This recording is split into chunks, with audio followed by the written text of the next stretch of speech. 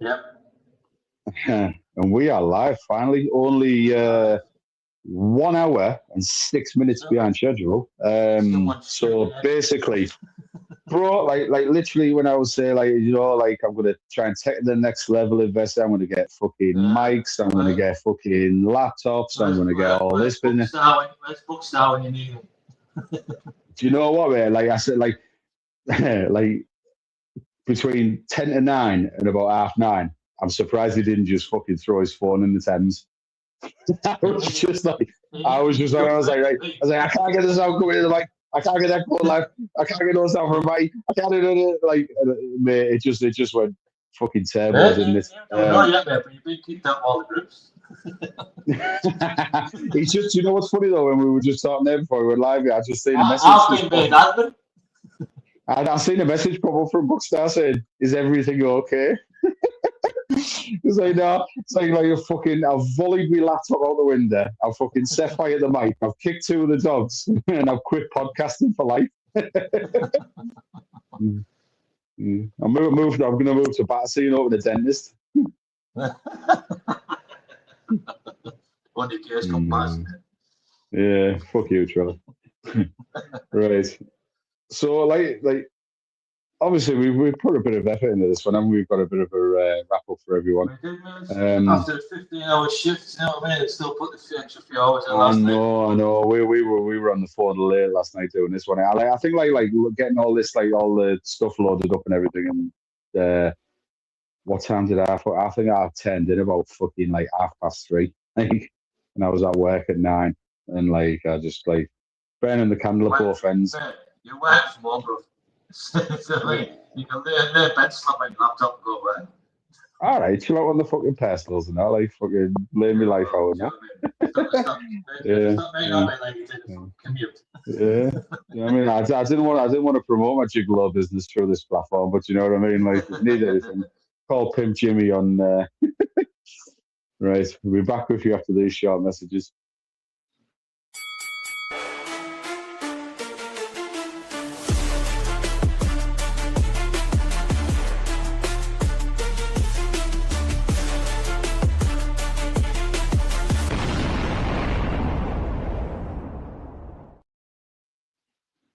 Yes, people, we are finally online for the first show of 2026.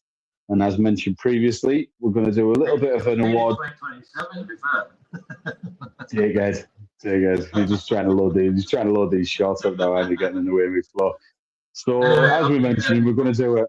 Yes, actually, yeah, good point, mate. Yeah, Happy New Year. New Year's greetings to everyone. Where are we now? The 7th, so the resolutions have already gone out the window, haven't they? Along with all this fucking, along with all this expensive equipment that I fucking paid for. But yeah, as mentioned on the previous, you know, I can't get a fucking wedding edge, is it? Do you just want to do this, and I'll just fucking? No, I'm just saying the equipment's working well then. I'll just go to the back with the fucking box of matches and get rid of all this fucking tech. But yeah, as we mentioned in the last show before Christmas, that we're going to do a bit of an award show, a bit of a rundown, bit of recognition for what happened in 2025, wasn't it? Obviously, notable absentee Scotty, right, which shocked the life out of me. I know he's been working. I know he was working away all over Christmas and that. And then he says that he can't make it because he's at St James's Park tonight. Oh, that's a joke. Well, I didn't know whether he was like installing fucking wind farms on the top of it. But when I looked, it was like Newcastle United versus Leeds United, and I thought, like, for a Borough fan, like the only time you'd ever catch, as a Borough fan, the only time you'd ever catch me at a Newcastle Leeds game or vice versa is with a massive fucking bomb strapped to my back. You know, like when you've just had enough, it's like just taking clean out. But you know what I mean? That's not both the Leeds. I got arrested. No, but that's sort of shocking. But yeah, Scotty will be back with us soon enough. But yeah, so we've gone through. We've got. You know what I mean? You're going quite quiet there. Sorry, pal. Go on, say again. See, this is where like the Gremlins continue. You've gone like super quiet, mate. Come close to the phone a second. Come closer to the phone.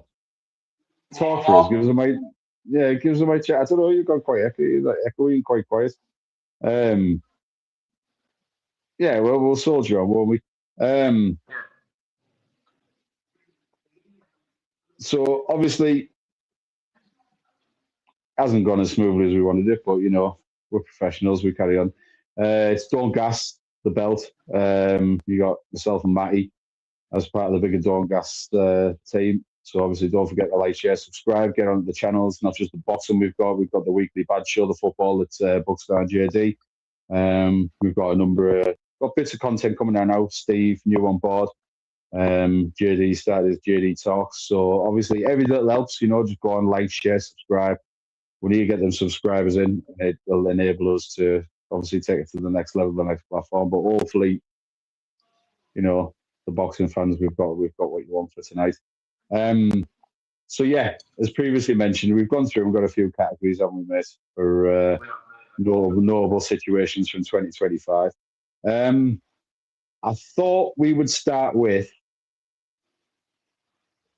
knockout of the year 2025. Yep. And there was a lot. There was a lot to sift through, wasn't there? Many of which we'd seen, few of which we hadn't seen. But we are going to try and keep it sort of relevant to the mainstream and not seem like proper Poindexters with stuff that you have no idea about. However, there was a sneaky entry into the top 3 knockouts, wasn't there, that we couldn't leave out. So essentially, basically, what we're saying is, so we've gone through like all the knockouts we've seen, and it's not just essentially the best, flashiest knockout. We've also considered the circumstances in which the that's the main thing, mate. It's when you like we discussed as that when we were mulling over it. It's what the knockouts like became. Do you know what I mean? Like when there was in a fight or like a last chance saloon, you know what I mean? Like plenty of feet to everything you got. We went through the wall. Yeah, exactly. So let's have a look.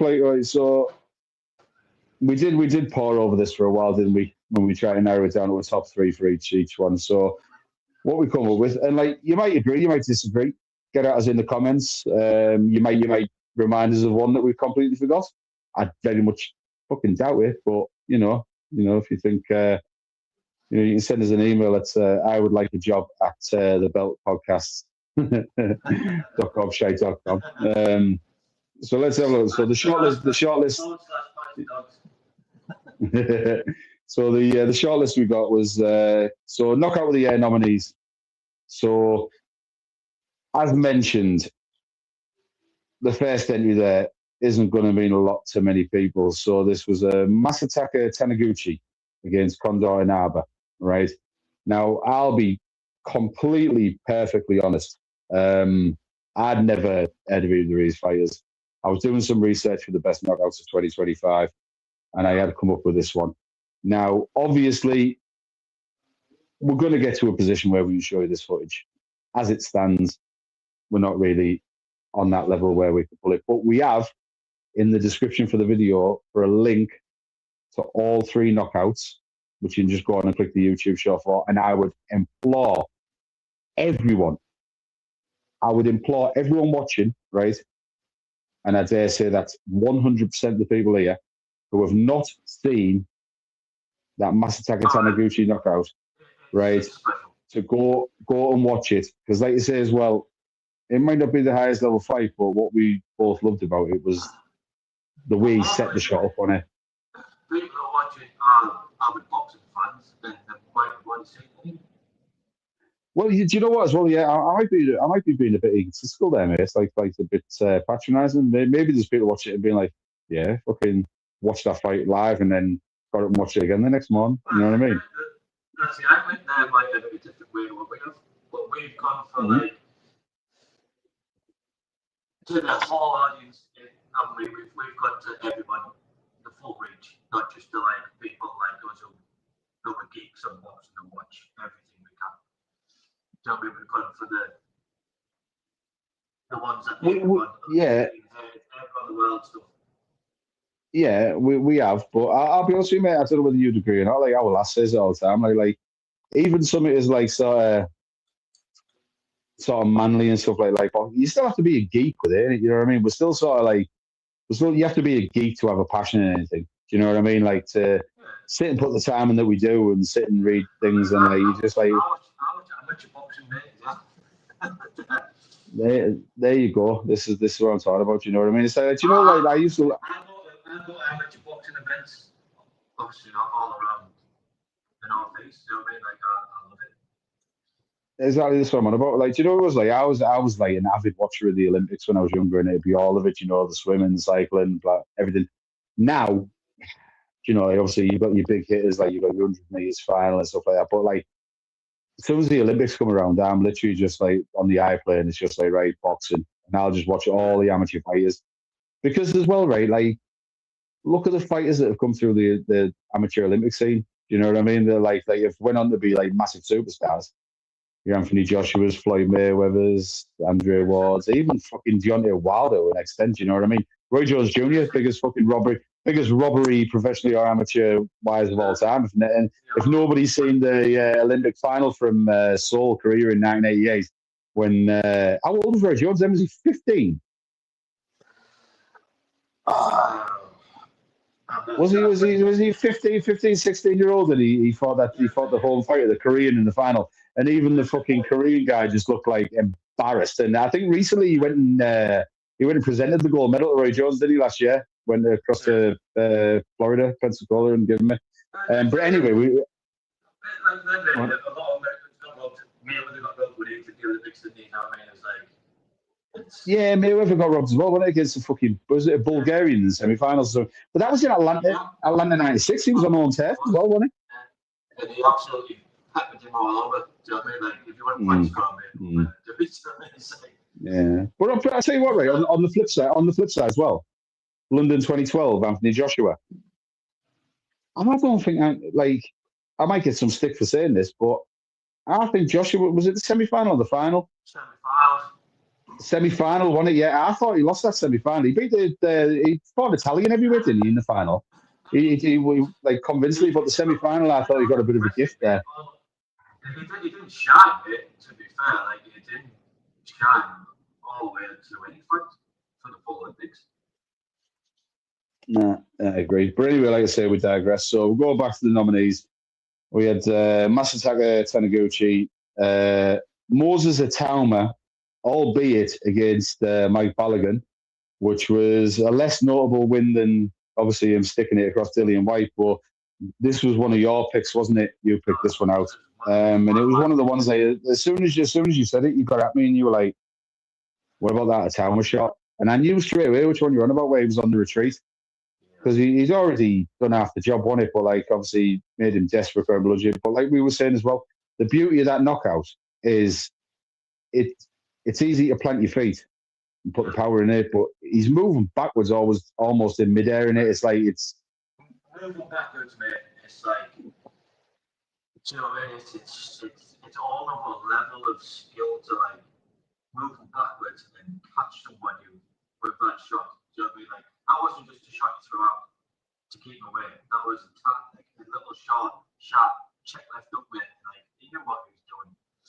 Well, like I say, it was nothing more than a check up on it, and like basically. A seasoned pro, do you know what I mean? Like a well champion, like that type of shot. He knew what he was doing, mate. He wanted nobody practicing, mate. Like throwing them shots on the back foot. Nobody. I think as well, like one of the things that I do like with knockouts as well, like when they say about the distance the shot travels, it really didn't travel that far either. You know what I mean? It wasn't like you say Deontay Wilder where he fucking loops it right round and it takes a fucking calendar year to land. Like it was like literally it barely travelled any distance. And I think as well the aesthetic of it as well as like because the guy was like Balogun was coming forward and lunging, and then he was out in midair, wasn't he? And it was just a fucking pure timber bump. See you later. Now.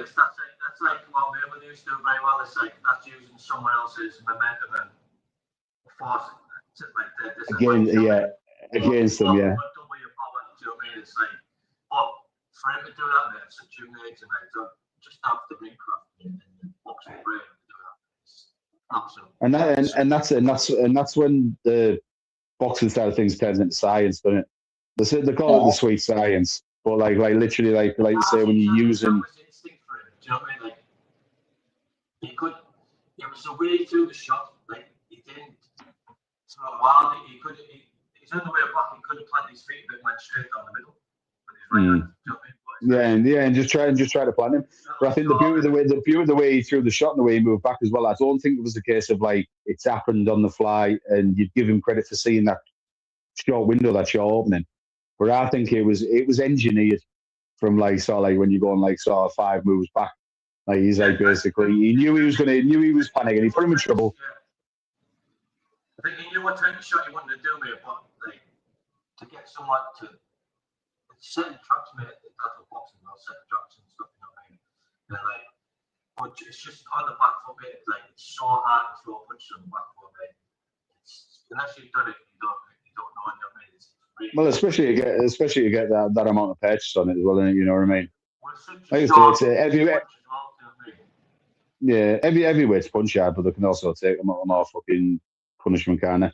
But yeah, I mean, granted, there might be people watching this and saying, well, you know, it's a low-level opponent, but like people need to remember like how young a Talma is. It doesn't matter how important it is. It's the craftsmanship of the shot, and like the intelligence. You know what I mean? It's like there's not many boxers out there, mate, especially in that weight, that can pull them type of shots off.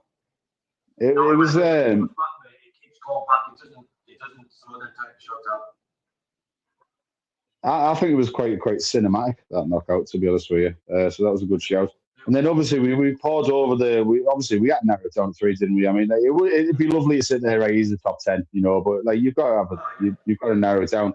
And obviously just pull that back up again. The last one we went for was obviously Fabio Wardley versus Justis Huni. And just to give you a bit of background on that, the reason we settled on that was purely because he just wasn't in the fight. He'd had his lugs boxed off. I don't know whether it was just an off night. And saying that, I don't want to take away from Justis Huni because he put a great performance in that night, didn't he? And he basically came into his backyard. Pause. Well, we had a lot, didn't we? We had a lot of shots where it's like, I was saying, like, that just shot. What we call KO the air, it's not like TKO the air, it's like KO the air, like done. Yeah, it was just a one-hit quitter, wasn't it? And the fact that like it was one of the things where it's like when you talk about a puncher's chance, you know what I mean? It's like you're never done until you're done. Like was it Lloyd Honeyghan or Don Curry against Julian Jackson, where he just no one gave him a chance in hell, and he'd pretty much like gone in that halfway through the 12th round and like basically just upset the world. The British fight when it was a Sheffield fight, was it Lloyd Honeyghan? It was Lloyd Honeyghan, wasn't it? And I literally like this. He didn't have a chance in hell against Julian Jackson, and they were just like, Christ, he's done it. Like 12 rounds, it's in the back, he hasn't. And then he just fucking just walked onto one. Julian or Jackson were, like I say, one of my favorite power punches of all time. Walked onto one, it was done and dusted. And with the one, I mean, you can see like in you, he had that one shot. He had one shot, mate, and side of it, mate. He took the risk, he set it up, and he got it. Made it count as well, and like say, like Wardley's got concussive power, hasn't he? Like even in that realm. That's why I was saying to you before, you know, like we always, you know what, we always have these chats, don't we? And we always end up going back to like instances, you know, where we've been stood in my house or your house later on and having these debates. And I am gonna sort of hold you a task here. We were stood out the back and we were talking about Joshua and the situation, and this was obviously before Jake Paul and before this, like that. And I said to you, didn't I? Said Fabio Wardley would fucking stop Anthony Joshua, and you looked at me like I'd literally spat at your children. like literally, you were like, you were almost like, do you know what? Like I've lost all respect for any boxing opinion you've got, right? Tell me again now. Tell me again now. Tell me again now, right? Tell me again now. Tell me again now. Fabio Wardley doesn't fucking stop Anthony Joshua. That's such a hard question answered because nobody knows what happens. Josh is going to turn up. It's like Man United. I know. Yeah, and obviously, like, why? Just whilst we're on the subject, Joshua, obviously, condolences to the people that lost their lives. So it's not lost on us. It's not tongue in cheek. But if you tune in Thursday night, we're going to have a bit of a deep dive. Us and the rest of the Dorncast team are going to have a bit of a deep dive into the Joshua situation that's going on at the moment. But just in boxing terms. Yeah, those boys are a big fan of his team, close friends of his, and it's absolutely tragic what's happened to them. Yeah, it's fucking horrible, you know. And you wouldn't wish it on your worst enemy. But like I say, just getting back to what I was saying. I don't know. I just think I think the way Joshua's been, like he's always prone to walking onto a right hand, and I think he might be tailor-made for Fabio Wardley, to be honest with you, especially with him being so unorthodox in that. But you see, the fact that you're thinking about it now, right? Since Wardley's beat Parker and won a world title and knocked somebody out, right? This was well before all this. We're probably going back maybe a year or more, and I'll never forget the look on your face when I said that. You were just like, "Oh, has this guy ever fucking seen a boxing fight before? Have you?" But you know what? Yeah, you know what? Man, I'd rather watch that fight than Joshua Fury. Yeah, I don't know. There's still a big part of me that's watched them go fucking back and forwards and that. What I will say is that I'll put my balls on the line here, and I will say that like the fact that fight's been teased for the best part of a decade, I do honestly think it's Fury that's been the sticking point with that fight. I think Joshua was at the point where he would have just fucking fought him tomorrow. You know what I mean? It was like I think it's. Say what? Wardley's came up and said he wants to fight Fury. Well, Fury's just come out again and come out of retirement for the 18th time, Annie. You know, but you knew what they'd do. Like you say, I'm a man of my word and I've promised my beautiful wife Paris and and this, that, and the other. And then, straight away, soon as a few other people get a bit of the limelight, it's like he fucking feels left out and that chip on his shoulder comes up. And he's like, well, he's like, on the belt, right? It'll be Fury Wardley next. Do you think he'll go in for Wardley without a fucking warm-up fight or anything like that? See, that's the beauty of it as well, mate. Right? It's like I think Fury's all wrong for Wardley. I really do. He's all wrong for Wardley. I know that's the thing, man. And I think Fury knows that. I think that's why he fancies it so much. Yeah, and he's just going to pick it out. And then watch him go and pick that. Is it the IBF belt that Wardley's? I don't want to say inherited because it makes it sound a bit like it, but the IBF belt, and then. I'm the same as you. We said, unless you fight for it, I don't see it as a champion. Yeah, it's like paper champion. You have to get it and defend it. But like you watch, we just sat there like a vulture, just watching about like, right, I'll pick that off. And then if he gets that IBF belt, and then he's got a bargaining chip to get back in there with Usyk in it, because like for some reason he's still fucking convinced that he beat Usyk, not once but twice. So I don't know whether I'm living in a fucking parallel universe now, just seeing a completely different fight twice to other people. But do you know why Usyk vacated the belt, mate? Because he didn't see any money in fighting Wardley. That's the main reason. No, but that's it as well. Like, there's no money in it, and I seen a comment as well. Someone put online said, which was interesting. Do you know what he's doing? He's how did they put it? He's undisputed farming. So basically, he's like, I'm just gonna let that little fucking tiddler go, and then I'll just go and catch it again. Like, and he'd just be like, but he could retire in like 3 years, and he's fucking like 15 times undisputed fucking heavyweight champion of the world. Imagine Wardley goes and beats Fury. Then there's money in it. Then there's money in it. Yeah. What I wasn't having. There's even extra 20 million in the bank behind it. Yeah. You know what I mean? Like, I think he's being very clever about it, to be honest. Like, yeah. What I wasn't having was this. I wasn't having this opinion that people saying they're like fucking, and obviously this is going previous to Wardley Parker. People were saying like, Usyk didn't want to fight fucking Parker, and I'm like, do you know what? Parker's tailor-made for fucking Usyk. You know what I mean? It's just the fact that like he's 37, well, come on, 30, like he's completed the sport fucking well Usyk twice. Joshua twice, and Joshua dispatched Parker easily.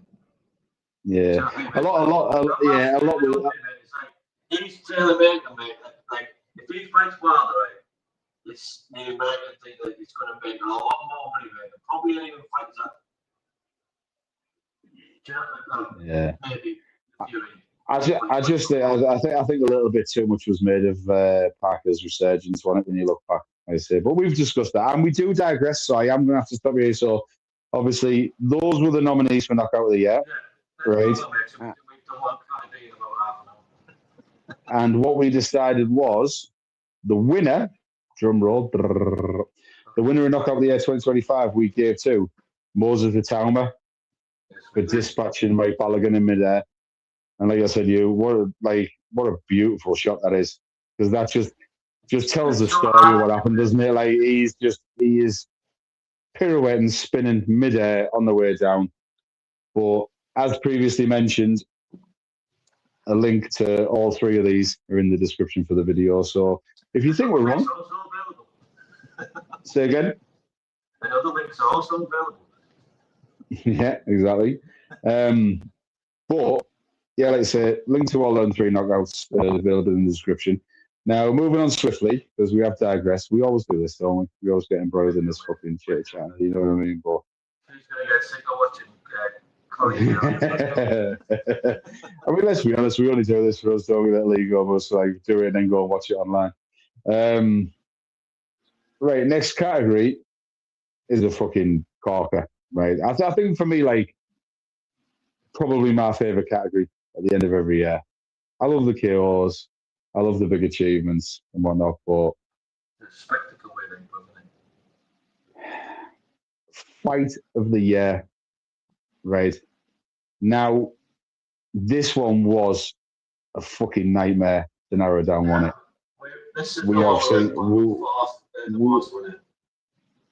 We have seen some cracking bouts this year. We really have. 1 to 2, 3, 1, 2, 1, 3. It was a nightmare, wasn't it? So just before I take that down and we have a chat about it. So fight of the year nominees, we had Callum Smith versus Joshua Buatsi, which was on the undercard of the third fight there, the Bivol Beterbiev in Riyadh. And I think like one of the interesting things about that particular bout was two fucking quality heavyweight British fighters, but also as well, it was the first fight on the card, possibly one of the greatest cards we've seen of all time. Like that caliber of fight to open the main card up is ridiculous. And when I watched it, like I seen that and I just thought, like, how are any of these follower fighters going to back this up? Do you know what I mean? Or going to better it? Obviously. And I knew it would be a good fight. Like I've always been a fan of Callum Smith. Like I like Joshua Buatsi to a certain extent, but I just don't think he fought like I don't think he fights the best opposition that he could at any given time. But I tell you what, fuck me, I never knew how tough he was because, like I said, the both around. I knew Callum Smith was tough, but they got a newfound respect for me, mate. That night, actually. Absolutely, and that's the best way to put it, mate.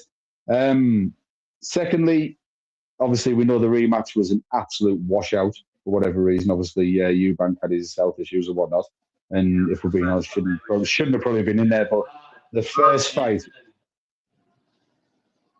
go on, mate.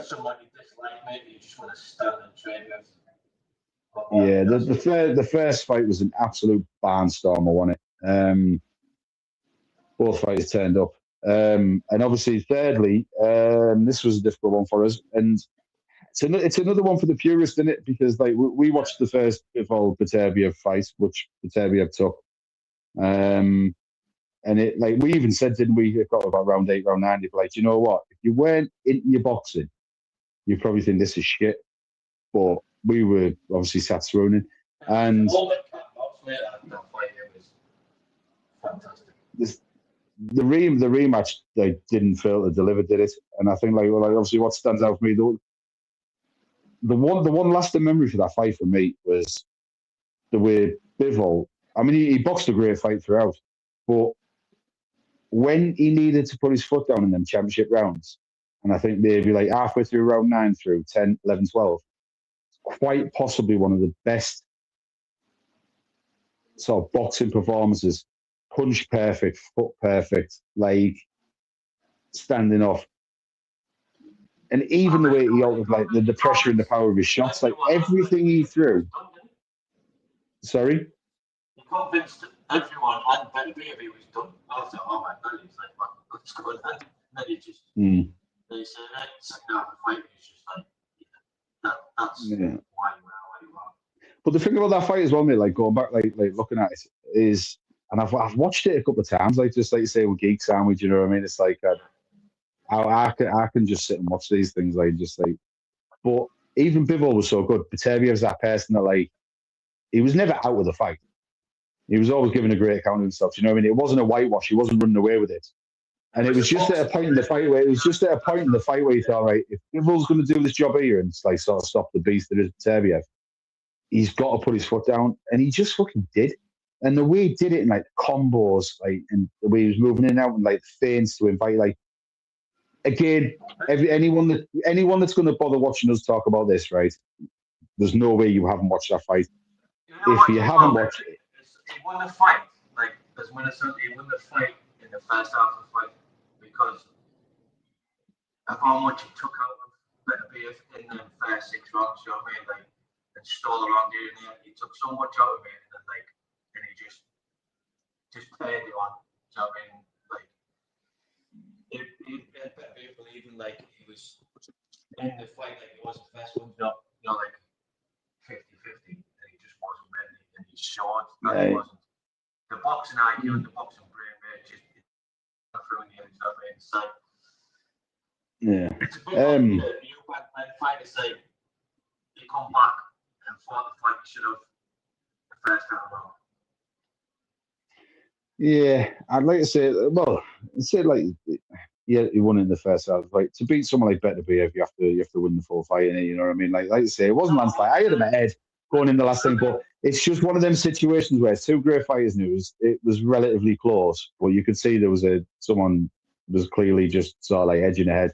And like I said, it was just I think I'd text you, and then I said, it's like, he needs to put his foot down here. And like the way he just did it was like, that's the difference between sort of great world class elite fighters know when it's like to be an elite fighter.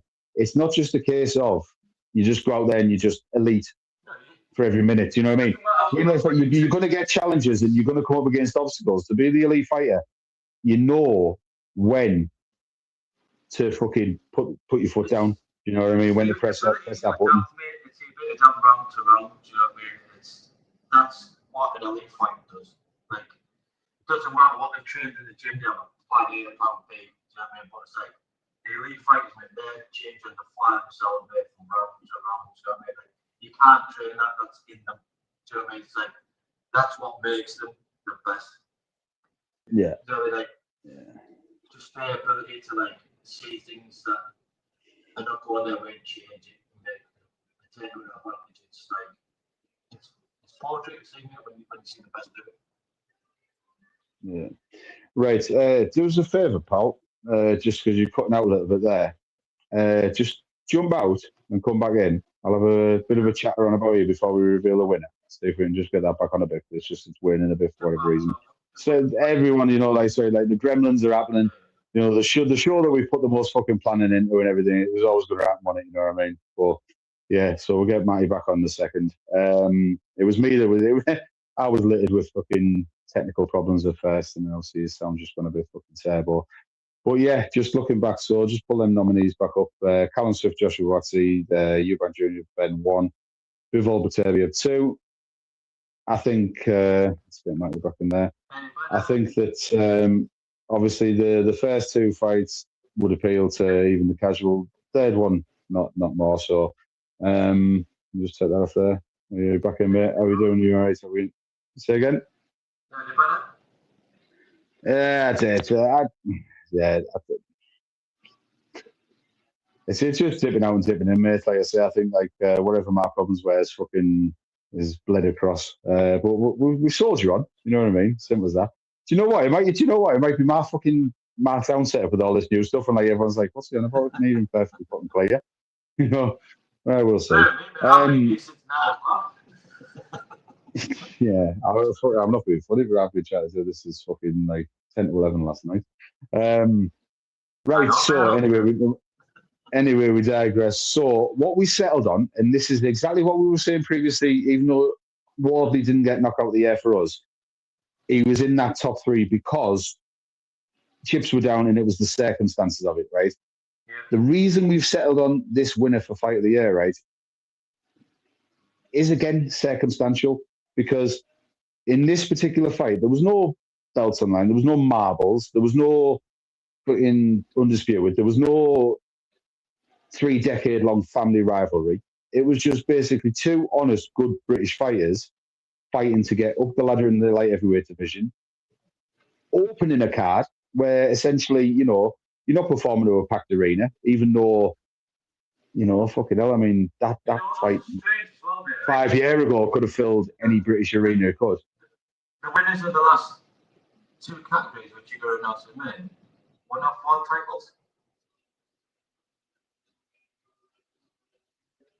Yeah, it's very true. It's very true. So obviously, I think the cat's out of the bag now. So we've given Fight of the Year to Callum Smith and Joshua Buatsi. And again, if you're watching us, no doubt you've seen it. But if you've not watched Callum Smith versus Joshua Buatsi, get the fuck on YouTube on DAZN's. I think the full fight's on DAZN's YouTube channel. Get on there, watch that full fight, and just marvel at how brutal, how heart-filled, like. It was just a mental war, wasn't it? And like I say, I knew Callum Smith had it in him. What he surprised me of Callum Smith, or what I will say, is when Buatsi was putting his foot on the pedal and pressurising him and putting it on him, I have never seen Callum Smith respond to that level of pressure like he did in that fight. And I just looked at him and thought, like, the younger, fresher, stronger man is just going to fucking take over here. And every time Buatsi found a new level, Callum Smith just basically either just dug deep and met him head on, or a bit of boxing experience and a bit of skill, and just fucking. Smith brothers made a different breed, Absolutely. Like I say, we talk about injuries now. Like the lesser known brother, Stephen Swifty, that title fight he had when he's. John Fury bangs on about Tyson Fury on baseballs, mate. What's all that feels? His lug was hanging off, wasn't it? Stephen Swifty Smith, and he was like imploring the ref to carry on. So he was head on the cards, but like the ref says, like, you get one more punch, and all the doctor said, you get one more punch in that lug, and you are. Imagine all that feels all that good on baseballs. Fucking hell, they honestly like. No, I know John Fury bangs on about Tyson. I come from our bollocks. Oh yeah, their dad must be sat there just like tea, toast, get it by me. Yeah. And then obviously, yeah. So moving on. After Fight of the Year, with Fighter of the Year, and no surprise, what we had to really look at was obviously Terence Crawford just stepping up and doing what we thought was the impossible. And there's no argument made. It's the three that have dominated the sport. But like I say, dominate is the right word, mate. And like obviously, like Terence Crawford's in there. Like I say, he had one fight, but fuck me, like.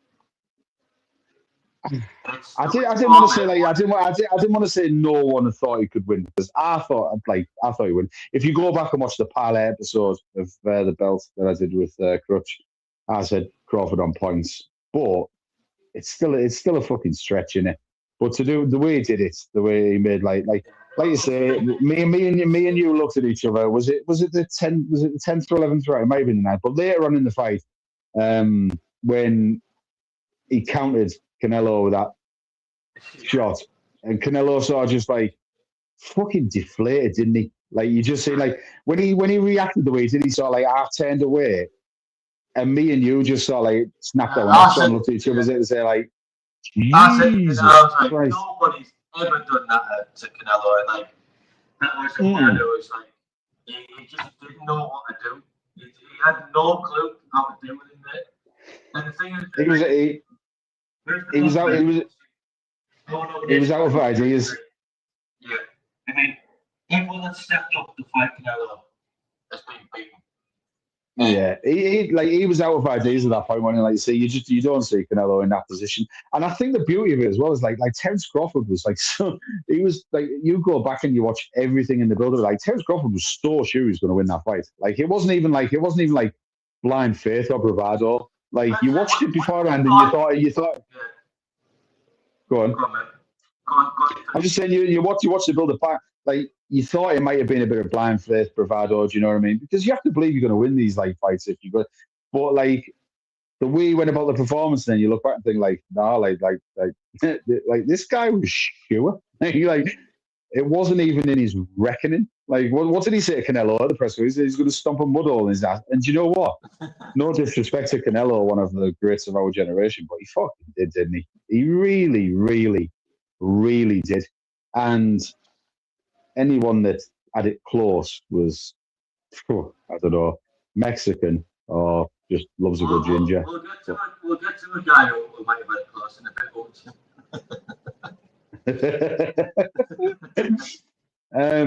Moving on, second one. So another one, like I say, like I know, I found myself saying this a lot here. Like we're not sort of reinventing the wheel here. So anyone that takes time to watch, you are. Because say again, mate. He was nearly number one because he's had 4 fights this year. And well, we don't know who's going to be number one yet, but the fact that he's had 4 fights, and like I say, like I don't want to sound like a stuck record, and no disrespect to anyone, because like I say, if you're taking the time out to watch our sort of small, humble podcast as it stands at the moment, you know, you're not going to seek out a show like this if you don't know, you're in new ways. But there are people that I know that are into boxing that don't quite know how good Inoue is and what he's achieved. And we were saying as well, the reason he had to go on that list was it's not often you see a champion, let alone a unified or undisputed champion in this case, have 4 fights in a year. Well, considering the other 2 winning and 1. Exactly. And we were saying as well, when we were over the moon when Canelo fought Callum Smith. I still can't remember that guy's name. Like his sparring partner, he like threw him in there as a filler fight. Yeah, it was the guy that Chris Eubank Jr. beat. You know, I know. Like, apologies to the guy. I'll go back and have a look. But it was a filler fight in between. He's done his mate a favour basically. Like, you what? I should have probably looked up today because we couldn't remember last night and we still can't remember now. Yeah, we were talking about when we, like I say, apologies for that. I know it seems like it's probably quite lazy journalism that, but like we've had a lot to do with it. But yeah, when he fought Billy Joe Saunders, didn't he? So that was like the 3 fights in the year, and we were looking at like Canelo thing, like fuck, like that's brilliant. That like champion of his stature and his status, like fighting 3 times in a year, like giving us a treat. And Inoue is at 4. And the thing is as well, right? Like I can't remember who I was talking to. One of the lads, it might have been me, Scotty or something. We were talking about Inoue, and he's like, "Yeah, but he's been on the deck a few times." And I was like, "Yeah, but doesn't that cement it even more? It's already been this masterful champion that doesn't really get into trouble. But the reason Inoue goes on the deck is because he's box office. Do you know what I mean? He lets his hands go. He doesn't. He's not cautious like a Floyd Mayweather. You know what I mean? Like he goes and he gets caught, but he gets up, he adjusts, and then when he does get up, he fucking dominates. That's what I was saying. That's what I mean. When he gets knocked down, it's like a flash knockdown, and as soon as he gets back up, he's just like a flip switches, and he's just it's like sort of all new realm of what he's capable of. It winds him up, doesn't it? And like for anyone that doesn't know, it is. Get knocked down every fight, so I can see what he does. see how he reacts. It's like, oh, don't make it bad. It's like, okay, what's up? It was going to say, like, did you? Watch him on Town Farmers. But it's like, what was it? Where it's like God, what standard was it? Like, did you see the smile on that motherfucker's face? Like. But yeah, for anyone that doesn't know, he's a Japanese fighter. He's called the Monster. You know what I mean? So like, obviously, like it brings the Godzilla out in it. You know what I mean? Well, it's not like he's fighting nobody as well. Like obviously Picasso's a good fighter, decent fight. I mean, obviously he had the bit of Everyone from nobody's mate, do you, champion? you up, Paul? I said you don't take belts from nobody's, like the world champions in that weight division for a reason. No, that's it as well. And because, like you say, like when you go further down the weights, it is more for the boxing purists in it. You know what I mean? Because like obviously the heavyweights marquee division, that'll get like a lot of airtime and stuff with people, and like it'll have casual followers. But especially when you're going down to like when you're looking down at like your 126 is what like, and even far down as like Bam Rodriguez and people like that. You know what I mean? You saw like 115, 116 sort of bracket. Like it doesn't really. I don't know why it doesn't capture the imagination, but anyway, yeah. For anyone, anyway, the monster, and right, let's get to the fast. The what?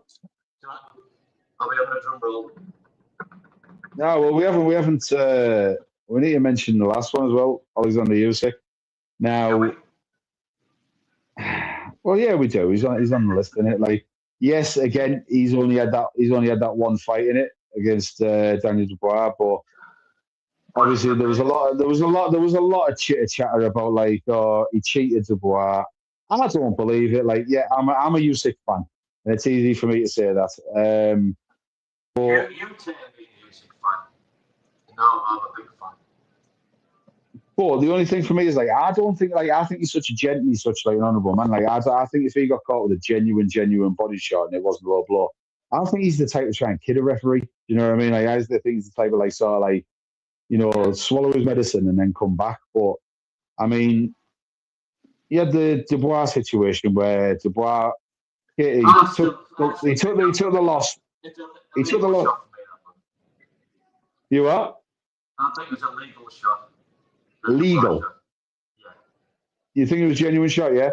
I just don't, man. Like I think it's just like when you look at it, right? Like obviously the belt guard, the protector, right, is low, right? And like when you look like someone like Dubois has got fucking hands like shovels. When you watch it frame by frame, because like I need them sure. Like there was only like maybe like fucking like 10% of his glove. The gloves are always the same circumference, the same size. Yeah. So you think it was half and half on the belt, half of it. That's a legal shot. It was half what? The referee. Did you say half? Did you say half on the belt, half above? Because it wasn't, was it? It was half. It was half on the belt and half below. And this is the point that I'm on about. Because it isn't just getting punched in the balls. It's that weird fucking area between your fucking stomach and your knob. Like where, like, if you've ever been like hit by a footy or hit by a boxing glove in that like weird area, like it just fucking like knocks the wind out of you, and that's why it's called an illegal blow. The shot was half on the belt and half body. Nah, I think it was half on the belt, half below. And it came up, and when he comes, if you watch it, the motion of it, it was an uppercut to the body. It comes up and it glances up over. Well, anyway, we can agree to disagree, but I don't think it was a fully legal shot. But I do think if it was a genuine body shot, Usyk doesn't strike me as the type of person to fucking like play the kidology about it. Do you know what I mean? Like, it just doesn't. I might be wrong, but everyone's entitled to their opinion. But the point I'm making is that was seen as like the chink in his armor, wasn't it?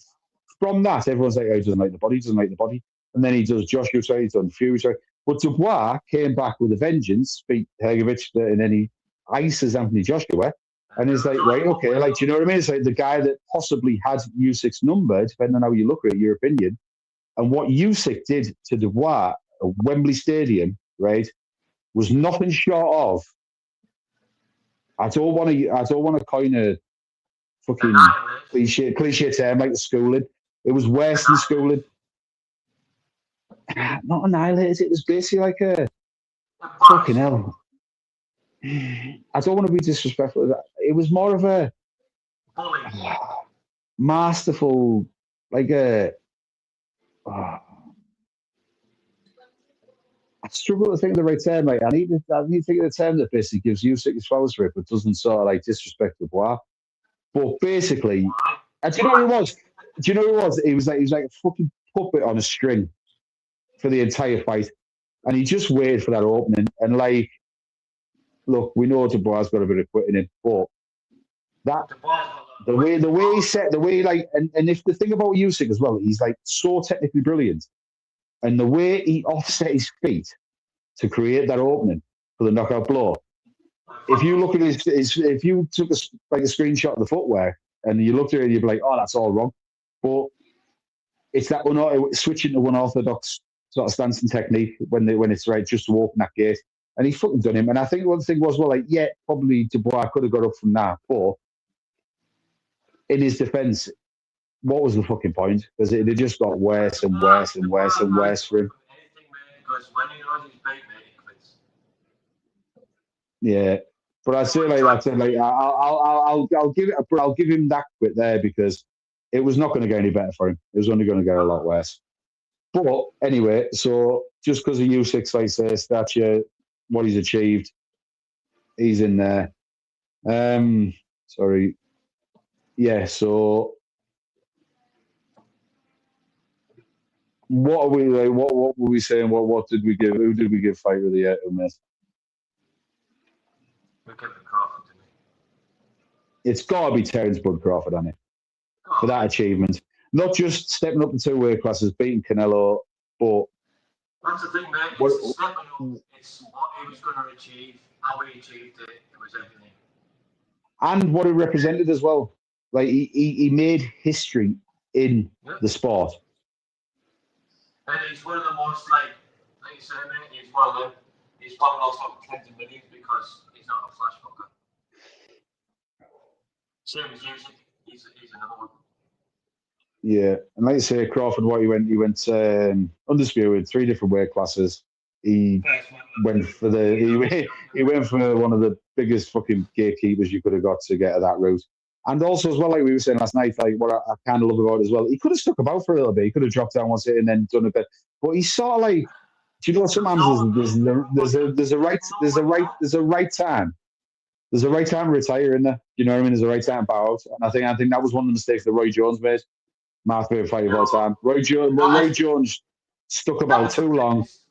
Man, I'm still crying when I see him fight, and I was like, you had the legacy to like. There'd be no question of who you were. So it's like, yeah, just stop right. Yeah, stuck about tarnish his legacy, and like I say, I love the fact as well that like just like we didn't even know like Crawford was going to retire, but the fact he went to war with as well, like someone despising the sport, Maurizio Sullivan, over the sanction fees and whatnot. Like basically, just give him a massive fuck you, and he's like, "Who do you think you are?" Like he's like, "Take the belt back." He's like, "Who gives a fuck?" He's like, "It's all about the ring bell anyway." Stacked him off, exposed him. Yeah, cool, mate. Yeah, sounds yeah. Back in a second, yeah. No worries, pal. Yeah, so why I just fill in for my esteemed colleague, like when I woke up to see that Terence Crawford had gone to war with Maurizio Sullivan from the WBC, and kind of exposed this bullshit about like, oh well, so much of this is going to like help retired struggling fighters, and like we've had a bit of a look into it. I mean, we might be wrong, and this might be libelous, but I haven't seen no evidence that the WBC is putting hundreds of thousands of dollars in helping retired struggling fighters. But yeah, so there we go. Terence Crawford, our fighter of the year. And I think purely, like you say, purely because of the timing.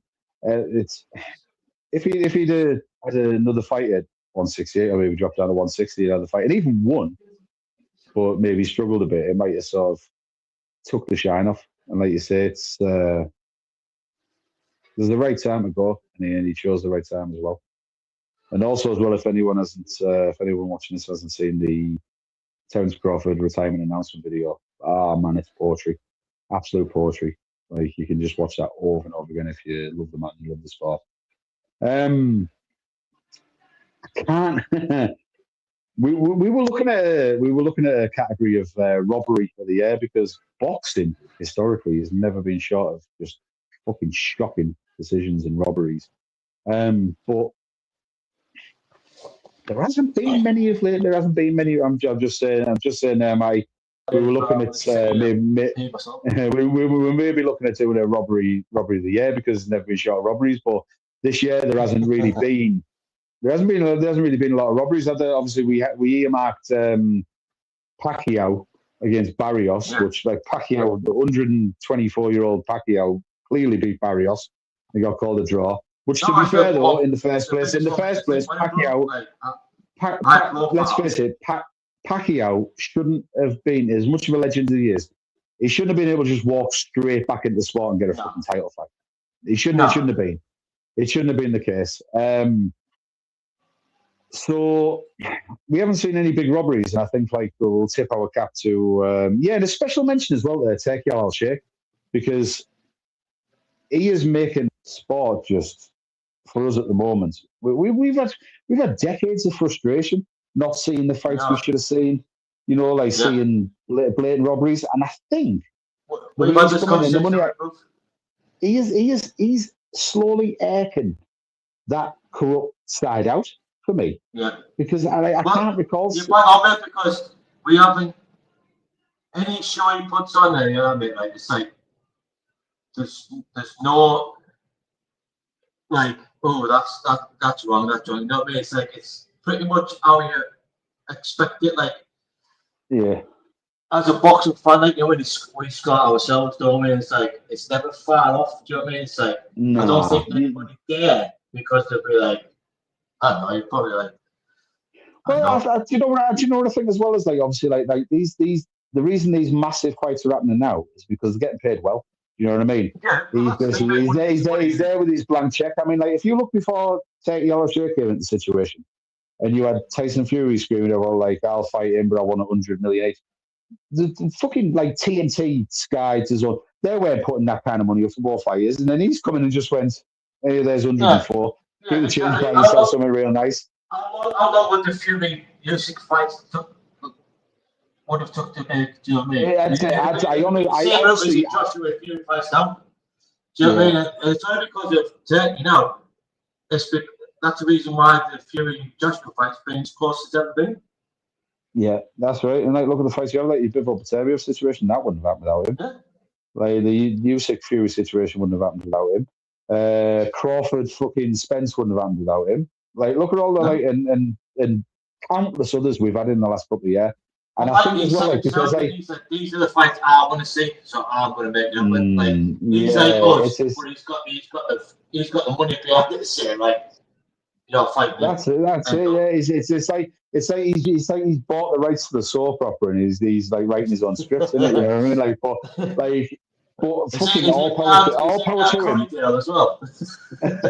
Oh, I've heard about that shit, man. Like, I don't even watch either of the originals. You know, it's that good, mate. I walked up there, she fell asleep to the fucker. No, that can't be a fucking time of day. Like I remember being a kid and like even as a fucking like 8 or 9-year-old, I even had the fucking sense like my mum used to watch Emmerdale and I was like, so this is like a little tiny farming village in the middle of nowhere, yeah. And I was like, and it's had an aeroplane crash into it. It's had a fucking tornado. It's had an earthquake. It's had a fucking AIDS epidemic. It's like, and I'm like, how the fuck and all that happened to one little fucking farming village? Anyway, we died. Fucking hell, do you know what? Oh, man, do you know what it is, mate? I bring up one little fucking metaphor, and then we have to go off on this tangent. But yeah, like I said, like just a nod. Like I'll give my appreciation to Turki Al-Sheikh because he's saved the sport that I love, and I think, and that's another reason why I don't want Dana White involved. I'm sorry, he's doing fucking great stuff with UFC. Stick over there, do what you're doing. I just don't want the fucking apple cart upsetting at the moment because things are going good. He pays his fighters peanuts, mate, whereas he's paying people random money to see the fights he wants. Yeah, exactly. I know boxing's always has and always will pay a lot more money than UFC, but some of the contracts they've put on it's not criminal. No, it's a joke. But like you say, if you see the situation with this Zuffa thing take over, where they're all under one umbrella, the only people who are going to benefit from that is fucking EA Sports, because it's a boxing game and it's just all the licenses done like they have for the fucking UFC games. They don't have to go about paying individual fighters for their imaging rights and stuff. But yeah, like credit while I'll take your shake. I think he's one of the big reasons we haven't seen any like really, really bad decisions. But what we have seen, is we've seen some bad scorecards, even though they haven't affected the outcomes of fights. And one as recently as Joe Cordina, he went over there and walloped the local kid, and one of the judges nearly had it scored as a fucking draw, and it was just a one-sided beatdown. And you just think, like, if one of the other judges is either in a pocket or is slightly misinformed or slightly favored, like, you're going to wreck someone's career with that. And like, it's not like it was like, it's close, you can call it either way. But we've got a special category, haven't we? Right. We've got a special category, right? And this is for everyone else in the country. yeah. So the category we've got here is Doyle of the Year, right? And Doyle is a local borough term, and basically, how do we explain Doyle? It's someone that you don't really hate. Do you know what I mean? Like, it's not like they're not like the way. There's many times. You know what it is. Where it's like, it's like someone where you're like, oh, do you know something? Like, oh, yeah, he's a Doyle. Like, do you know what I mean? It's like yeah, Disney. Like, do you know this? Like, yeah, right. If anyone didn't watch, right, and actually one of the fights of the year, and we were saying about this could have saved the BBC contract, and we were right. Callum Simpson versus local lad Troy Williamson. Special mention for Troy Williamson as well. Fucking get up there, lad. Absolutely never fucking look like losing. Never look like losing. Went there against the champion in essentially on away ground and basically just fucking put it to him, roughed him up, stayed at range, perfect game plan, took him out of his kilter, and then eventually broke him down, didn't he? And he dropped him for the first time in the 10th round, the first of a few knockdowns, which obviously cemented the TKO. But, like I said to you after the fight, in that voice note, I was fucking buzzing with the result. But I just had this feeling the way BBC, between every single round, was showing the little bit of clean work that Callum Simpson was doing, but nothing of the good work, like the amount of times that like Troy Williamson made him miss, the amount of times he just caught him at range and caught him off balance and just constantly put him out of his fucking killer in rhythm and game. There was none of that in between, and I thought, oh yeah, it's the boxer fighter on the boxer contract, and I thought the fix is going to be in here. Some judges get shot. It's like, he's put a blindfold on, and then I'm going to show these highlights. What do you think? That's where I thought. But what I didn't realise, and shout outs to Adam Cattrall for the Fight Disciples podcast, because he highlighted this for us, and that's a clip that you should go and watch as well. One of the judges, right? It turns out, even though it was a very, very like widely scoreable fight, like I had, what did I say? I think I had him seven rounds ahead. Troy Williamson going into the 10th, right? And then obviously he dropped him three times, didn't he? Right? And Adam Cattrall actually quite eagle-eyed of him, and he highlighted the clip, if you haven't seen it, when he drops Callum Simpson for the first time. It just so happens that this. I was shocked when you told me who this person was as well, man. Oh, mate! When I looked, I did think it was decent. Do you know what I mean? And this is the thing as well. All these here's a Doyle, and all these boxing judges, obviously, are normally like, they're normally like sort of like, as weird as it sounds, like university professors. Anything to do with boxing, the fans now. It's like someone like in authority who's educating, they trust their opinions, but like maybe she'll pause. Every now and again, you get a proper, like, well-respected, well-renowned boxing figure, don't you? And if you look at the clip, right, when Callum Simpson gets dropped for the first time, Victor Loughlin, British referee, well-respected referee, and I've seen him, like, don't get me wrong, right, Howard Foster and Terry O'Connor, British referees, right, I think are fucking crooks. And I'll go on record as saying that, like, I don't give a fuck. Sue me, I've gone out. He's a fucking crooks, right?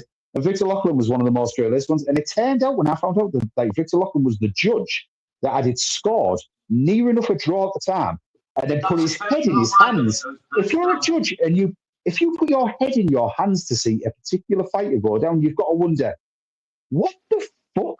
Like, have you had money on this person? Have you been paid to score this fight in this person's favour? When the last team that's done, you kill it and you go. does it? And like I say, I would implore anyone to go and have a look at it. Just have a look at fight sales. Adam Carroll. I'll tell you what, I'll get a link and I'll drop it in the description. So, we've got the Doyle of the Year nominees. Victor Loughlin for Doyle of the Year, not only for his reaction, but for the fucking scorecard at the time that he had going. And for anyone that's thinking like, oh, I've heard the names, I mean, that's Victor Loughlin. And I'm sorry, right, but like that for me, I just like it. Well, actually, do you know on the ticket tape I put Bell End of the Year, Bell End Doyle. There's many times. But like that for me was just like I just think that was so fucking disrespectful. And it's one of them situations whereby, bro, is like obviously this is it's a low level fight, but it's a gateway fight. When you take like European Commonwealth British titles, you know, you're going on to bigger and better things. Like if Troy Williamson loses that fight with Callum Simpson unjustly, he's only got 3 losses on his record, rightly or wrongly. That's his career fucking over. Do you know what I mean? It's like Teddy Atlas says, like, you know, he's like literally, he's like, if you get everything right now, what's he say? 36 minutes to make the world right. You've done everything you need to do in the camp, everything you need to do in the fight, and then basically your future is at the mercy of someone that's either been paid off or hasn't got a fucking clue what they're talking about. But we're talking about a experienced, well-renowned, respected referee that's scored that bad, and the reaction, like. Do you know what? I started looking at every fight he's referee. I don't think if he can do that, like, what else has he done? Do you know what I mean? Like, yeah, that's it. Do you know what it is, right? That's the first we're on about tarnishing legacy and stuff like that, aren't we? And like you think like everything you've done before. I like every time I hear him refereeing a fight now, I'm going to look and be thinking, what the fuck's on your mind? That's the thing, mate. It tends to start with others. Like you're expecting something, then are you expecting a dodgy stoppage or? Do you know what I mean? It's like. Nah, yeah, that like I smell it right there now. Yeah, so. Like in a box himself, referees and. That's it. Like I say, I already had fucking zero time for Howard Foster and Terry O'Connor, but I think I'm gonna put Victor Loughlin on my shit list now. I don't know whether I'm being a bit biased because it was against the North East fighter, and I really. I mean, I like Callum Simpson, great fighter, but obviously favoritism wise, I want to try Williams to win. He's a good fighter. He's a local lad, North East, so you know, shout out Starlaw. Last 2 fights, mate, like. Not giving the kids, you know what I mean? Yeah, and a bit of shout for Troy Wilson as well. He nearly made it onto the shortlist for knockout of the year, didn't he? He did, mate. He did. Almost very nearly. And do you know what it is, right? I say, well, we're not going to give you the breadcrumbs here. If you want to see Troy Wilson's almost knockout of the year, you go and find it. Don't tell me it was good. You go and find it, and you have a look, right? And give him a follow, because yeah. So that's our little awards wrap up. That's for our humble opinion that. Essentially means fuck all, does it? You know what I mean? But we've had a good time talking about it. That's it. There's one. There's yours, Victor. Hey, do you remember the chia pets? You remember the chia pets where you get like a fucking clear hedgehog and then you'd have to go to the watercress in it? Just a quick mention, what we've got coming up. Obviously, this time of year, just after New Year, now the boxing situation's a bit dead in it, but like we've got towards the end of the month, Shakur Stevenson, Teofimo Lopez, and also as well, Josh Kelly scored a title fight, Annie. I think it's on the 31st, Josh Kelly, and I've been he's still with Adam Booth, you know, even after everything that's got like you normally see a fighter change life, but like I like Adam Booth as a trainer. I like him as a bloke as well, the way he speaks about the sport. If you've never seen Adam Booth's interview with Simon Jordan on the podcast, have a look at that. But yeah, I like Josh Kelly. Like I say, like it's just like previously for me, just got it too much, and that was his sort of downfall against Avanisi and that. But I do fancy him to take on. It's super welter that he's fighting now, so maybe that extra bit. But yeah, I've seen some of the footage from his. I've seen some of the footage from his camp and he looks fucking sharp. He really does. You what? We'll get together for that one. We'll do a little shot beforehand. Yeah, definitely. Obviously, we'll be back in 2 weeks with another show. But But again, just to mention, obviously, Stonecast, tune into the main channel. We've got the badge on Tuesday nights, all things football. We've got the main show on Thursdays. And like I say, if, other general things, anything, but tune in this Thursday because we're going to have a dive into the Anthony Josh situation and what we think. And I'll be making my debut on that. yeah, so that'll be Matty's debut on the flagship show on a Thursday night. Again, shouts Bookstar, JD, Matty, Scotty, everyone involved. Check out the recent shorts as well by Steve and obviously JD Talks. Some good content there. Have a look at the book stops here. Coming very soon, I'm gonna have my own short segment called Putting It Bluntly, which won't strictly be boxing. Probably be just fucking whinging on about just general my OnlyFans account up and running. That'll probably be one of the things I talk about because that's one of the things that fucking gripes me these days. It'd just be basically getting my Victor Meldrew one, and just trying my hardest to get the channel cancelled. But yeah, thanks for everyone who's watching. Sorry about the late start and the obviously technical problems that we've had throughout. That's probably down to me. But yeah, we'll be back in 2 weeks. Like, share, subscribe. Matty, love you. Thanks again, bro. Take care, people. And this was Don't Gas the Belt, first show of 2026. And we're out.